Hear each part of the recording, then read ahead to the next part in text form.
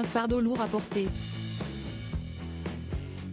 Elisabeth Borne est une dure à cuire et son caractère provient probablement de la façon dont elle a été élevée, elle qui a une histoire familiale perturbée. Fille de résistants déportés, elle perd son père alors qu'elle n'a que 11 ans, en 1972. D'après un nouvel ouvrage, sa mère aurait fait porter à la jeune Elisabeth la responsabilité de cette tragédie. Dans la secrète édition L'Archipel, Bérengère Bonte rapporte cette accusation terrible: le jour de ta naissance, le 18 avril 1961, ton père a fait une crise d'épilepsie et ça a été le début de la fin, aurait dit Marguerite Borne à sa fille en 1997. L'auteur explique que le père de la première ministre souffrait de crises d'épilepsie au réveil depuis toujours.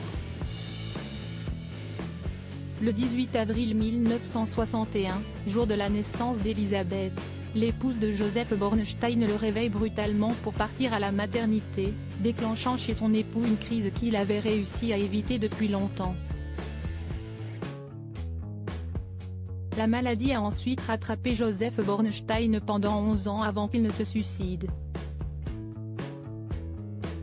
Depuis ce jour, Marguerite Borne a rejeté la mort de son mari sur sa fille, alors même que la grande sœur d'Elisabeth Borne a toujours tenté de raisonner sa mère sur cette affreuse culpabilisation.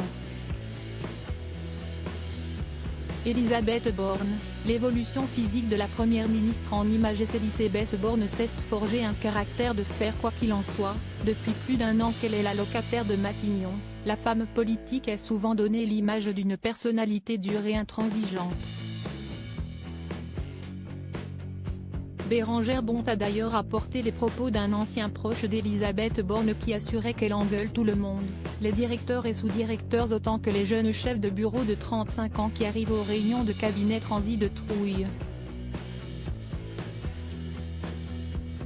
Le 17 mars dernier, lorsqu'elle a eu recours à l'article 49.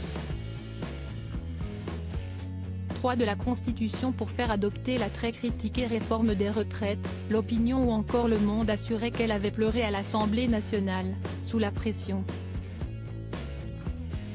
Une information rapidement démentie par l'une de ses conseillères, comme le soulignait Paris Match, le 23 mars. Crédit photo, Federico Pestellini. Panoramique.